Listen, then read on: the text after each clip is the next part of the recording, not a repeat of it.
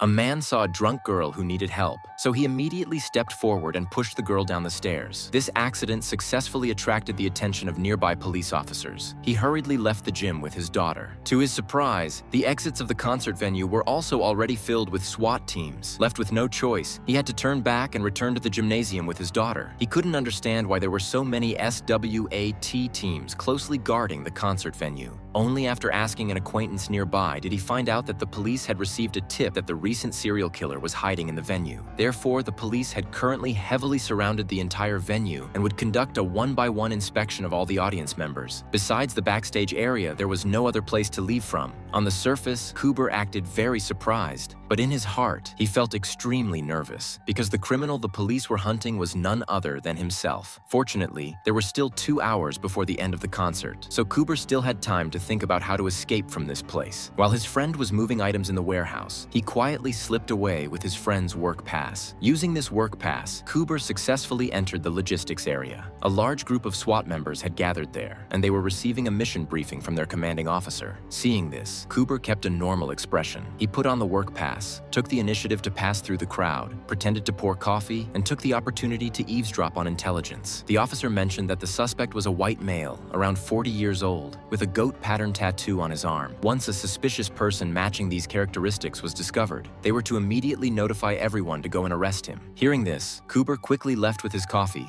and while leaving, he conveniently took a walkie-talkie from the police. After returning to his daughter's side, he used a support wristband to cover up the tattoo on his arm and put on headphones to monitor the movements of the police at any time. After carefully examining the venue map, he finally found a fire alarm located in a surveillance blind spot. He decided to use the alarm to create chaos and create an opportunity for himself to escape. But before the plan could be put into action, the commander's voice suddenly came from the walkie-talkie. The police seemed to have already anticipated that he would use the commotion to escape, and this escape plan was declared a failure. Left with no choice, Cooper came to the hall and looked around for other opportunities to break through. He noticed that the French fry servers were so busy that they couldn't spare a hand, and the fryers were often left unattended. Cooper took advantage of the opportunity and quietly turned on the switch. When the server came back to check, he deliberately threw a glass bottle into the scalding oil pot. Before the server could react, the glass bottle instantly shattered under the high temperature, triggering a violent explosion, and the scene instantly fell into chaos.